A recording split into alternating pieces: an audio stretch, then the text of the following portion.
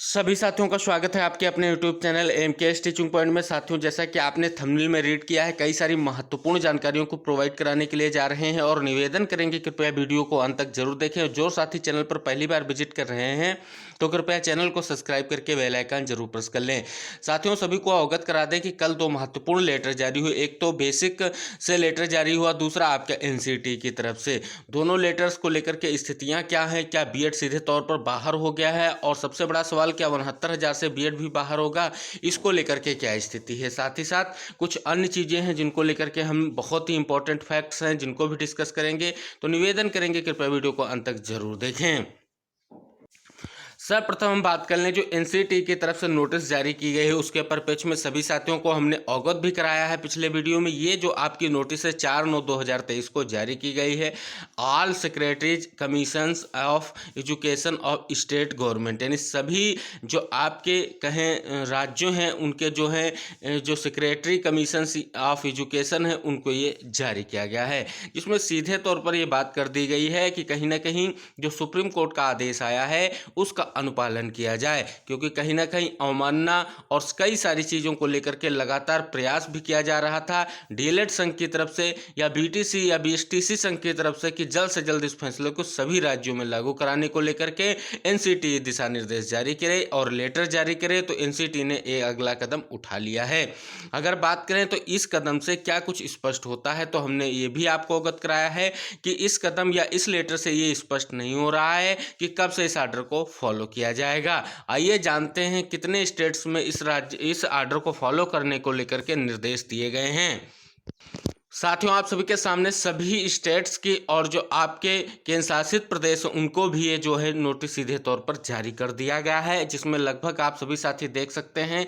अगर यहाँ पर हम कॉलम नंबर 27 में देखें तो स्पष्ट रूप से Shri Rajendra Kumar Tiwari IAS chief secretary की अगर बात करें तो गवर्नमेंट ऑफ उत्तर प्रदेश, जिनको ये सीधे तौर पर स्पष्ट रूप से प्राप्त हुआ है। और कहीं ना कहीं देख सकते हैं यूपी में भी ये मामला जो है जल्द से जल्द जो बीएड वर्सेस बीटीसी का अभी तक चल रहा था उसमें ये आर्डर स्पष्ट रूप से फॉलो होगा। अगर टोटल स्टेट्स की बात की जाए तो सीधे तौर पर यहाँ पर जो आपके सभी केंद्र शासित प्रदेशों को मिलाकर के टोटल 36 जो है स्टेट बोर्ड्स को ये मामला भेजा गया है, यानी कहीं ना कहीं 36 ऐसे राज्य या केंद्र शासित प्रदेशों को मिलाकर के मामला भेजा गया, यानी टोटल जितने राज्य व केंद्र शासित प्रदेश हैं सभी को यह आदेश लागू करना होगा जो स्पष्ट रूप से सुप्रीम कोर्ट की तरफ से आया है। तो कहीं ना कहीं देख सकते हैं पूरे देश में यह फैसला अब प्रभावी हो जाएगा। अगर साथियों बात करें कि एनसीटी के इस लेटर का इम्पैक्ट क्या पड़ेगा, तो साथियों सीधे तौर पर क्या बीएड बाहर हो रहा है, सबसे बड़ी बात ये हम आपको अवगत करा दें। तो साथियों सीधे तौर पर तो बीएड बाहर होता ही दिख रहा है, वो भी जो आपका आर्डर आया है वो लागू होते ही कहीं ना कहीं बीएड डिग्री धारकों को पीआरटी में मौका नहीं मिलेगा। लेकिन अगर बात करें इस लेटर से ये स्पष्ट नहीं हो पा रहा है, जैसा कि हमने पहले भी आपको अवगत कराया है और फिर से अवगत करा रहे हैं कि किस डेट से फैसला प्रभावी होने जा रहा है, इसको लेकर के असमंजस की स्थितियां हैं।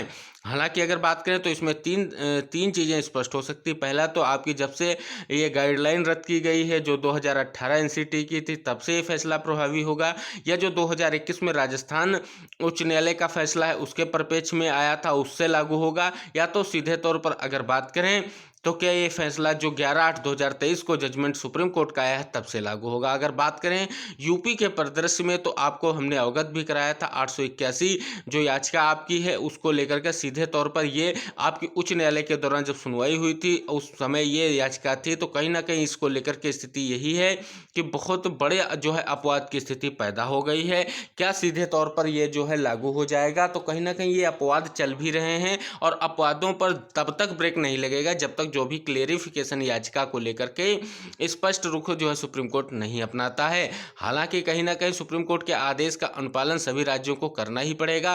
तो सही सीधी तौर पर स्पष्ट बात यह है कि अभी जो लेटर जारी किया गया है तो भविष्य की भर्तियों को लेकर के जारी किया गया है, यानी अब जो भी नोटिफिकेशन निकाले जाएंगे सीधे तौर पर अगर वो प्राथमिक शिक्षक भर्ती से जुड़े हैं तो सीधे तौर पर उसमें जो है बीएड डिग्री धारकों को मौका ना दिया जाए। लेकिन अगर पूर्व की भर्तियों की बात करें तो उसको लेकर के भी महत्वपूर्ण चीज आप सभी साथियों को देखने को मिल रही है।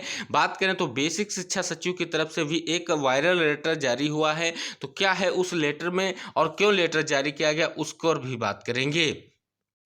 जैसा कल भी हमने साथियों आपको अवगत कराया था, ये लेटर स्पष्ट रूप से अगर बात करें तो यहाँ पर जो है गोंडा में के शिक्षकों ने सीधे तौर पर गोंडा सांसद महोदय से बात की थी और स्पष्ट रूप से कहा था कि मामले पर देखा जाए कि ब्रिज कोर्स क्यों नहीं कराया गया है। तो उन्होंने स्पष्ट रूप से जो है सूचना मांगी थी। सूचना में स्पष्ट करते हुए जो चीज़ स्पष्ट की गई, तो बीएड डिग्री धारकों को ब्रिज कोर्स कराए जाने को लेकर के 3 पॉइंट्स को आधार बनाया गया।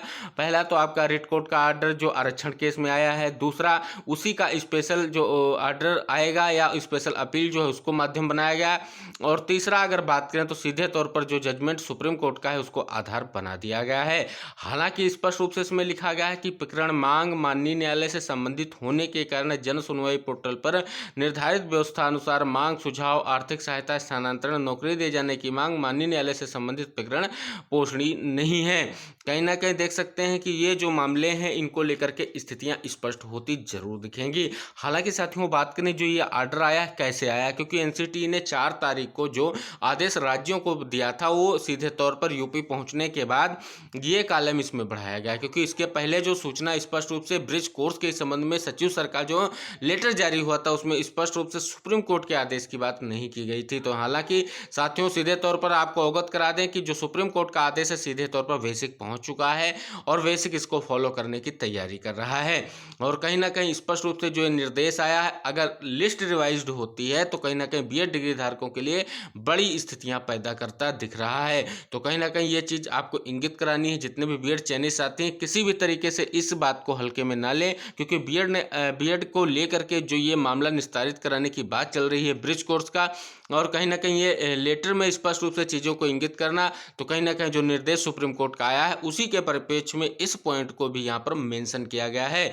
और ये पॉइंट ऐसे ही मेंशन नहीं किया गया, इसके बहुत सारे दूरगामी प्रभाव होंगे और इस लेटर का महत्वपूर्ण इम्पैक्ट भी रहेगा। तो आपको तैयारी मजबूती से करनी है, किसी भी तरीके से जल्द ये मुद्दा निस्तारित जरूर हो और जल्द से जल्द चीज़ें स्पष्ट हो। हालांकि अगर बात करें तो सभी साथियों को पता है कि ब्रिज कोर्स को लेकर के राजन राय सर बेंच का आर्डर पहले से भी मौजूद है, जिसमें स्पष्ट रूप से ब्रिज कोर्स ना कराए जाने को लेकर के बीएड डिग्री धारक जिम्मेदार नहीं होंगे। ये आर्डर स्पष्ट रूप से पहले ही जारी किया जा चुका है। लेकिन अगर बात करें तो स्पष्ट रूप से सुप्रीम कोर्ट का आदेश जो है फॉलो होता दिख रहा है। तो बहुत ही महत्वपूर्ण जानकारी है, दोनों लेटर का ये कॉम्बिनेशन दिख रहा है, क्योंकि इस लेटर से उस लेटर का सीधे तौर पर इम्पैक्ट दिखाई दे रहा है। यानी एनसीटी के लेटर का सीधे तौर पर इम्पैक्ट आपके 69,000 शिक्षक भर्ती पर दिखाई देने लगा है। तो आशा करेंगे सभी साथी इस चीज़ को समझेंगे, जितने भी चयनित बीएड डिग्री धारक हैं, और जल्द से जल्द बड़ा प्रयास करेंगे जिससे चीज़ें स्पष्ट हो सके। हालांकि अगर बात करें एनसीईटी लेटर की, अगर सच की बात करें